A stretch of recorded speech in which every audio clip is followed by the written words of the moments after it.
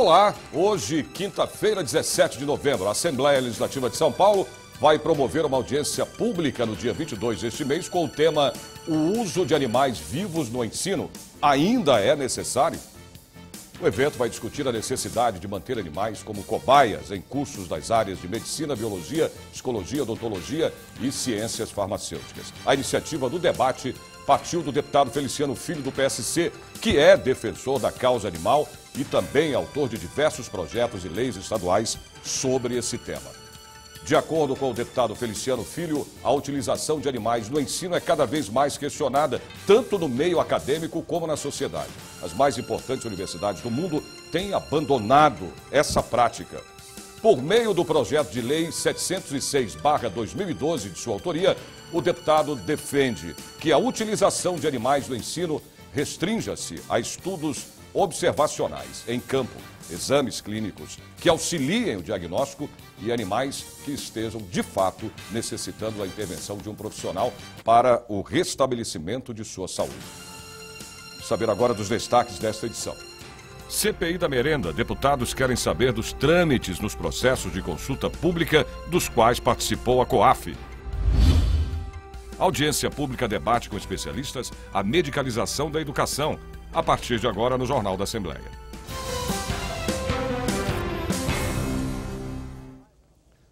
A 18ª reunião da CPI da merenda começou às 9h15 da manhã. Na pauta do dia, 8 requerimentos e 3 oitivas. A primeira a falar foi Célia Falótico, ex-coordenadora de Infraestrutura e Serviços do Departamento de Alimentação da Secretaria Estadual de Educação. Ela contou que as chamadas públicas de 2015 foram canceladas devido aos altos preços dos alimentos, quase 44% a mais do que no ano anterior. Célia também falou sobre o documento de R$3 milhões com a COAF, a cooperativa que distribuía os alimentos para as escolas estaduais, que havia desaparecido da Secretaria Estadual de Educação. Em seu depoimento, ela disse que o contrato chegou a ser protocolado. Havia entrado este documento em dezembro de 2015, havia o registro no protocolo. O protocolo levou diretamente para o Departamento de Assistência e Apoio ao Aluno, que é o DAA, e entregou, havia o recibo para a senhora Dione Pavan. Na sequência, foi a vez de Silvia Lancelotti, ex-funcionária do CNUT, Centro de Serviços de Nutrição da Secretaria de Educação, falar. Em seu depoimento, disse só fazer análises técnicas e de qualidade dos alimentos. A nossa referência é com relação, o que a gente atesta aí é a qualidade do produto e a referência com relação ao edital. Eu tenho que confiar que o edital está adequado. O terceiro e último depoimento, o mais esperado deles, do ex-presidente da COAF, Cássio Chebab, não aconteceu. Ele alegou que recebeu o convite em cima da hora e, por isso, não pôde vir. O Cássio Chebab alegou que recebeu a comunicação muito tarde, a convocação muito tarde, e que só conseguiu entrar em contato com um advogado que nos mandou um e-mail dizendo que estava fora, estava em Fernando de Noronha, não tinha acesso e tal, e só ficou sabendo ontem à noite da convocação, pediu uma reconvocação. Mas ele já deixou claro que vai se reservar o direito de ficar calado, que é um direito constitucional que ele tem. A reunião da CPI terminou depois de analisar 8 requerimentos. 2 foram rejeitados e 4 tiveram pedidos de vista, inclusive o de número 197 de 2016, que convocava o lobista Marcel Ferreira Júlio para prestar esclarecimentos sobre as fraudes reveladas na Operação Alba Branca. A grande questão da discussão é o requerimento de reconvocação ou não do Marcel. Essa é que é a grande discussão, porque existem deputados que defendem que ele não deve ser reconvocado, até porque ele tem um habeas corpus que lhe dá o direito de permanecer calado, e outros defendem que ele tem que ser reconvocado. Na verdade, essa foi a grande discussão. Os 2 primeiros depoimentos ajudaram para corroborar com aquilo que já se sabia na CPI, algumas informações de erros cometidos no procedimento da licitação de 2013, mas que é importante insistir que acabou não acontecendo, ela acabou sendo cancelada, e mais nada. Acho que serviu para... Cumpriu seu papel. Cumpriu seu papel, era realmente confirmar aquilo que já se sabia, já havia sido dito, que era o problema dos erros cometidos, mas num procedimento que, graças a Deus, não foi até o final, porque não trouxe nenhum prejuízo ao erário público. Novembro Azul, campanha promovida pelo Instituto Lado a Lado pela Vida. Durante este mês, a campanha aborda a saúde do homem e a prevenção ao câncer de próstata. Eu vou chamar a repórter Priscila Silvério, que se encontra neste momento lá no Conjunto Nacional, que fica na Avenida Paulista, né, Priscila, para falar mais para a gente sobre essa campanha. Olá.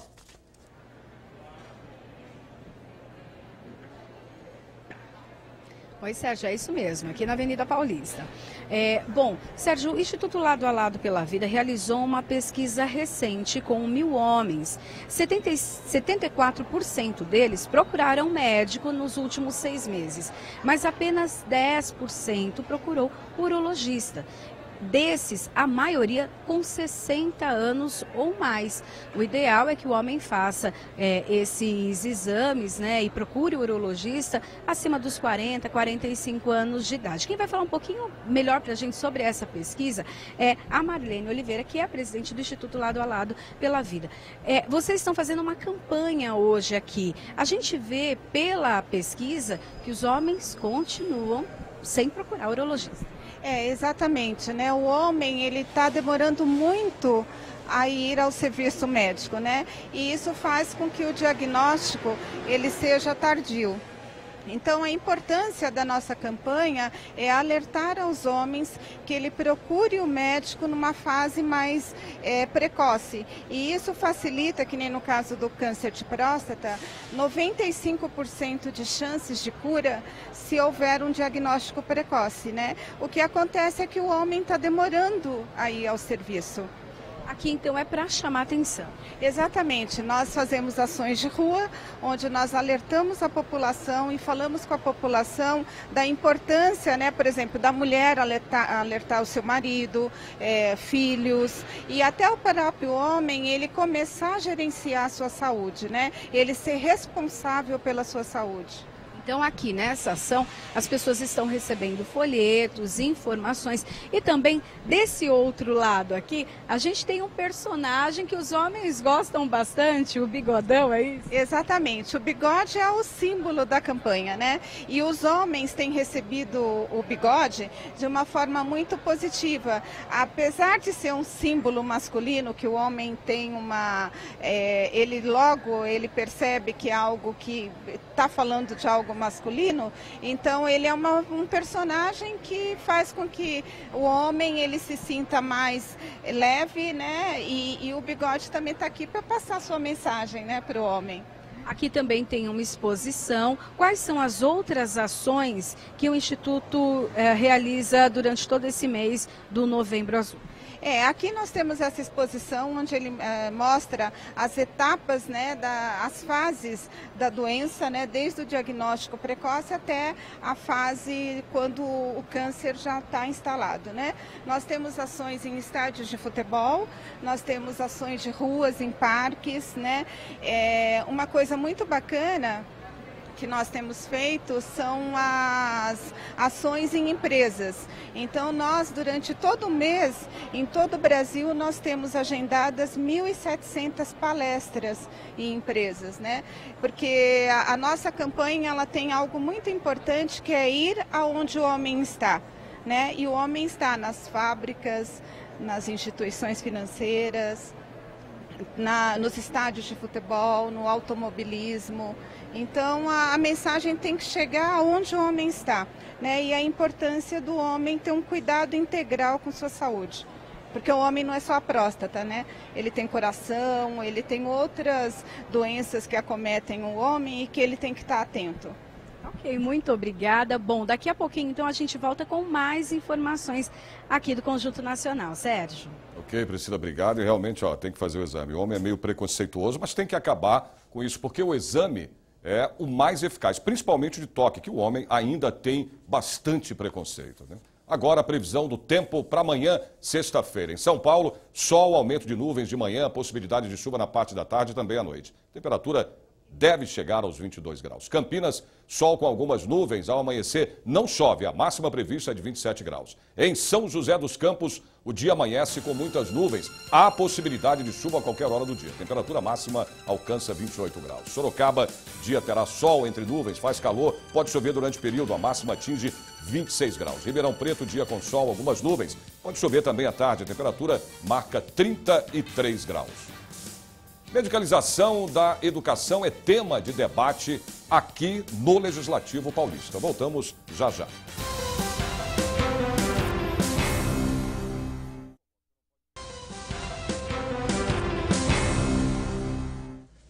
A Agência Pública debateu com especialistas e representantes da ABRAP, Associação Brasileira de Psicologia Escolar e Educacional, a medicalização da educação. Confira agora na reportagem.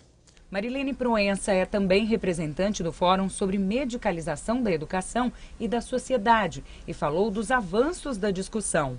O estado de São Paulo é o estado que mais utiliza de metilfenidato, que é um dos psicofármacos utilizados para o tratamento de supostos transtornos de déficit de atenção e hiperatividade, né?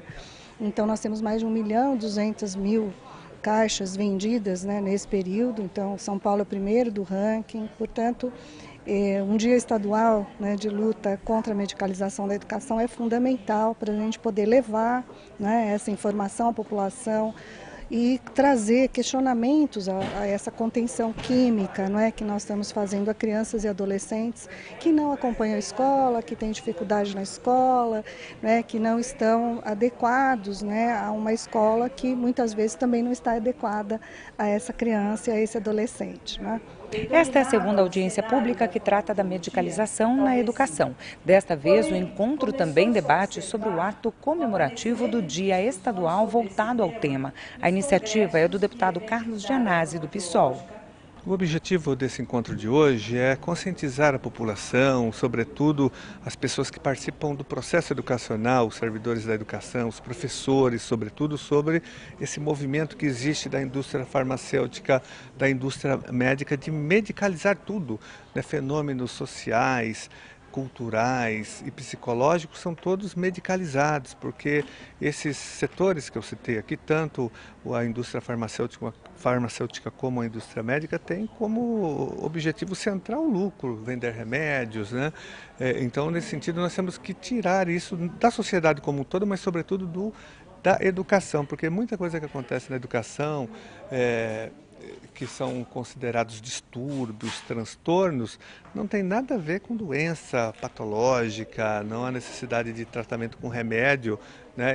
Você tem que fazer um outro trabalho, que é na área social, na área educacional, na área da cultura, tem aspectos do próprio sistema econômico influenciando no comportamento das pessoas. A própria crise do capitalismo leva a muitas doenças, né? Mas que não devem ser medicalizadas. Esse é o objetivo central aqui desse encontro de hoje, usar a data, né, que nós aprovamos aqui na Assembleia Legislativa, criando o Dia Estadual contra a Medicalização na área da educação, como um momento de reflexão e de conscientização. Luiz Fernando é farmacêutico, mestre em psicologia pela USP, a Universidade de São Paulo, e também se posiciona de forma contrária ao uso desenfreado de medicamentos. Há muito tempo que a classe já vem discutindo a respeito dos exageros que têm sido gerados por uma questão de mercantilização da vida. A vida não pode ser mercantilizada. Então, tudo aquilo que significa uma apropriação indébita dos exageros do mercado sobre a vida das pessoas, através de uma propaganda exagerada, através de uma promoção de um pensamento simbólico, imaginário e equivocado a respeito do que é que o medicamento pode fazer pelas pessoas, nos interessa. Afinal de contas, o medicamento tem a sua utilização, tem o seu espaço, mas ele não é panaceia, ele não resolve tudo e ele deve ser utilizado dentro da racionalidade para que não haja prejuízo na saúde das pessoas. Como fonoaudióloga, Vera defende o fim da massificação e a análise mais criteriosa de cada caso, enfatizando as capacidades individuais. Nós da fonoaudiologia temos aí uma questão muito forte a pensar, que é a questão da dislexia, né?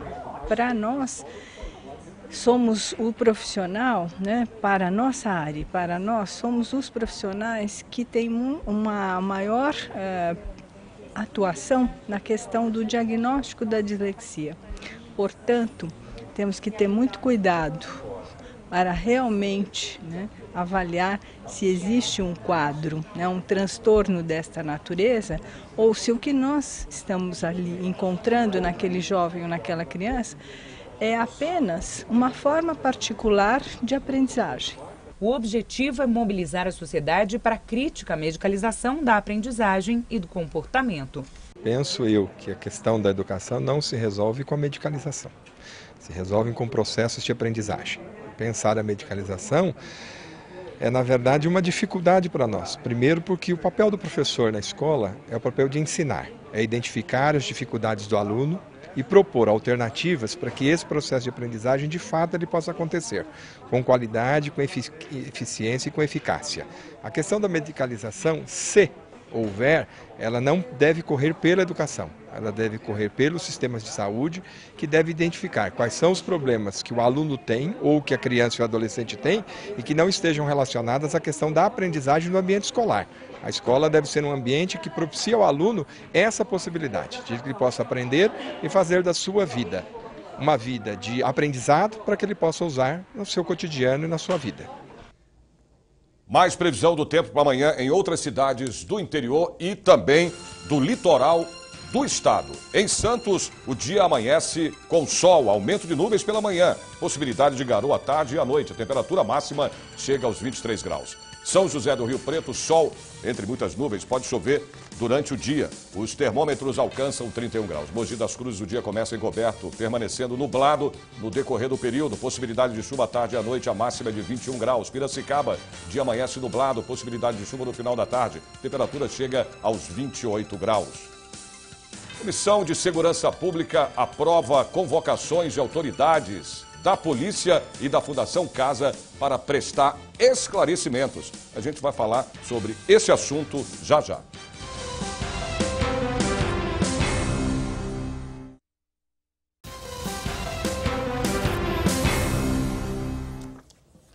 Mais uma vez eu vou voltar a falar com a repórter Priscila Silvério, que se encontra nesse momento aí na Avenida Paulista, no Conjunto Nacional, né, Priscila? Para falar mais sobre essa campanha Novembro Azul. Olá, Priscila.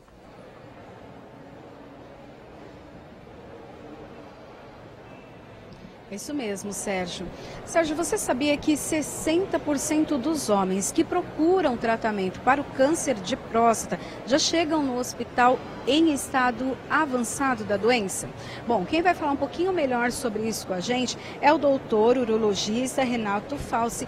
Eu queria que o senhor falasse, porque nem sempre há sintomas, ou quando esses sintomas existem, a situação é difícil. Isso. O câncer de próstata, ele dá sintomas numa fase geralmente tardia. O que quer dizer isso aí? Se esperar os sintomas aparecerem para procurar o médico, vai chegar numa fase onde a cura já é difícil. Então, o diagnóstico correto, o ideal do câncer de próstata é na fase precoce, onde ele ainda não dá sintomas e que a chance de cura pelos tratamentos disponíveis é muito maior. Então, o homem tem que procurar o médico, independente de ter sintoma. Passou de 40 anos... 45, 40 anos, o ideal até 40 anos já começar a fazer uma consulta com o urologista e perguntar sobre a doença, saber que terreno vai pisar, porque hoje todo mundo vai viver bastante tempo, vai chegar nos 90, 95 e o câncer de próstata é uma realidade. Existe como se prevenir? Prevenção, propriamente dito, no sentido da palavra, não existe. O que existe é diagnóstico precoce. Qual que é a filosofia do diagnóstico precoce? Diagnosticando precocemente o câncer, a chance de cura é muito mais alta e, com isso, atinge-se melhor sucesso do tratamento. Agora, não existe nenhuma atitude que o homem possa ter no sentido de evitar o câncer. Então, a gente trabalha com diagnóstico precoce. Tá certo? Quais são os exames necessários para diagnosticar o câncer? Pensando no câncer de próstata, são dois exames. O exame de PSA, que é um exame de sangue, feito em laboratório, e o exame de toque retal. O exame de toque retal é feito por um especialista, no caso, o urologista. O que acontece? A grande pergunta que mais frequente que tem é se um exame substitui o outro. Não, os exames se complementam. Então, existe câncer de próstata com PSA normal? Existe. Não é a maioria, porém existe. E nesses casos, o exame do toque pode fazer o diagnóstico. PSA é o exame de sangue. PSA é um excelente exame, faz diagnóstico da maioria dos casos, é um exame de sangue, porém o toque complementa esse dado. Então daí a importância dos dois exames. O homem precisa, o senhor estava falando comigo até em off aqui, que o homem precisa se cuidar, assim como o carro tem o mecânico, o homem precisa ser responsável, afinal de contas ele tem uma família. Isso, na verdade essas campanhas, assim, elas têm uma abrangência muito maior do que simplesmente um câncer de próstata, né? A gente tem que lembrar que a próstata está dentro de uma pessoa que é um homem, né?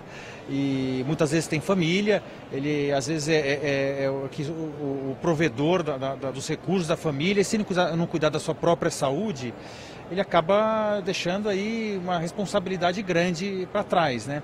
Então, às vezes, uma ignorância no sentido de desconhecimento mesmo de uma doença, deixa de ir no médico ou de fazer um check-up e está perdendo a grande chance de cuidar da saúde, que vai muito além de um exame de toque e um PSA. É uma preocupação em ter uma dieta adequada, de ver colesterol, de usar cinto de segurança, de evitar o tabagismo, né, de ter uma vida saudável, é uma coisa muito além, né? Essa campanha realmente tem uma abrangência muito grande, né? Muito em todos os sentidos, né? Muito obrigada, doutor. E o doutor comentou com a gente que esse exame de próstata leva aí 3 segundos, então é algo que se deve fazer. As atividades aqui no Conjunto Nacional ficam até o fim do mês. Uma delas é esse painel aqui, ó. Veja aqui quem pode contribuir com essa mudança. Aqui no reflexo a gente já vê tanto o nosso cinegrafista quanto o nosso assistente. Então fica a dica aí para todos os homens, é preciso se cuidar. O problema do homem, viu, Priscila, não é nem o exame de sangue, o problema é o exame de toque, que ainda há o preconceito, mas ainda é o melhor, né, remédio, é a prevenção contra essa doença que mata aí milhares e milhares de homens. A Comissão de Segurança Pública e Assuntos Penitenciários se reuniu na Assembleia Legislativa aqui de São Paulo. 6 deputados participaram da reunião desta comissão. Veja aí. Eles deliberaram sobre 29 itens, entre projetos de lei, moções, requerimentos e itens para a ciência. Os deputados esperavam pelo ouvidor da Polícia do Estado de São Paulo, que falaria sobre as apurações de casos envolvendo policiais. O presidente da comissão, delegado Olim, abriu o encontro dizendo que, por motivos pessoais, o convidado não poderia comparecer. Esta foi a segunda vez que o ouvidor da Polícia do Estado de São Paulo, Júlio César Fernandes Neves, não comparece a uma reunião da comissão. Agora, ele será convocado novamente para a próxima sessão ordinária. A próxima sessão que estivermos aqui, ele terá que comparecer, ele foi convocado para que venha. Ele teve um compromisso que não pôde vir, então na próxima ele terá obrigado a vir e vamos ouvi-lo aqui, porque nós da Comissão de Segurança queremos saber algumas ideias que ele tem, que ele fala, que ele tem que se explicar algumas coisas que ele anda falando, então como nós da comissão achamos que tem algumas coisas que ele está um pouco errado, então ele vai nos explicar o que ele fala e será convocado novamente aqui, e a segunda vez e na terceira vez, se ele não vier, coercitivamente.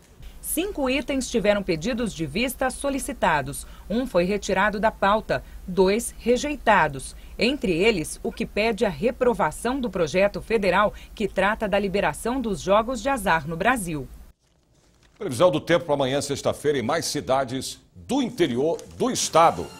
Em Franca, dia de sol com muitas nuvens. Pode chover na parte da tarde e também à noite. A máxima prevista é de 29 graus. Bauru, dia de sol com nuvens durante o dia. Há previsão de chuva no decorrer do período. A temperatura chega aos 30 graus. Limeira, sol entre nuvens pela manhã. Pode chover a qualquer hora do dia. A máxima atinge 29 graus. Marília, dia começa com sol entre nuvens, podendo chover durante o período. A máxima é de 29 graus. Por hoje é só, o Jornal da Assembleia termina aqui, mas você pode acompanhar toda a programação da TV Assembleia SP através do portal que é o al.sp.gov.br. A gente se vê de novo amanhã, a partir do meio-dia. Até lá.